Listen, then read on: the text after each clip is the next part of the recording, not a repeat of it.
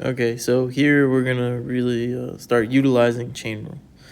So the first thing is that in this case, right, we should see that this is directly equal to x squared plus 5 to the 1/2. That helps us out with differentiating this, because now once you see that, if you want to find the derivative for this, which is the same as the derivative for this, right, you use chain rule. You say that this whole thing is like u, and then you differentiate. So you bring down the 1/2. U stays the same on the inside, plus that, to the negative 1/2, because 1/2 minus 1 is negative 1/2, times the derivative of u. You let this be u, right? This is u. Times the derivative of u is just 2x.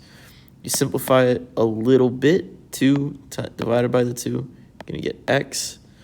And then if you want, I don't know how, I don't care if you leave it as negative 1/2 over here. That's fine. Okay, but you should know that this could be simplified to x over the square root of x squared plus 5. You should just convince yourself of that quick algebra. Okay, now the next one. The next one we should see this whole thing is u. The derivative of e to the u is just e to the u. So, if I want to find the derivative, again, I'll put the whole thing in as a derivative.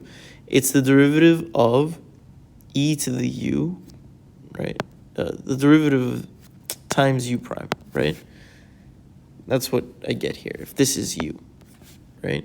So substituting back for what u is, negative 3x cubed times the derivative of negative 3x cubed. And take your time and make sure you can convince yourself that that's negative 9x squared.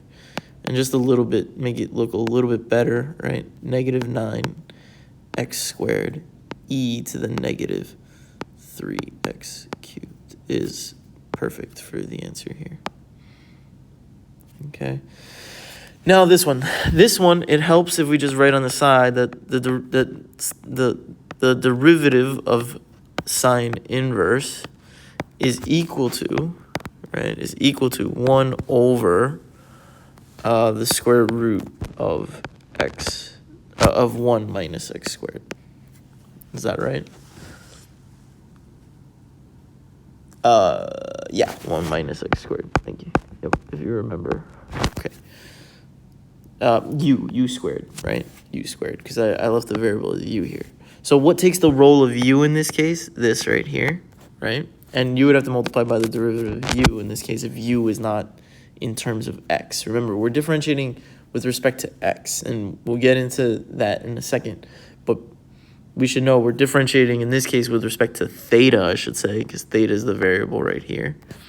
But we think of this whole thing like u, and then we multiply by the derivative of u with respect to theta. So let's see. So what is the derivative of sine inverse of u? It's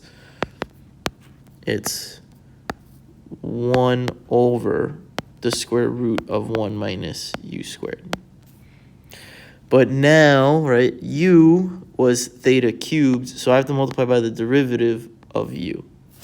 And then now I think, what's the derivative of theta cubed? And go back for theta. So u was theta cubed. It becomes 1 minus theta to the 6th times the derivative of theta cubed of u, which is 3 theta squared.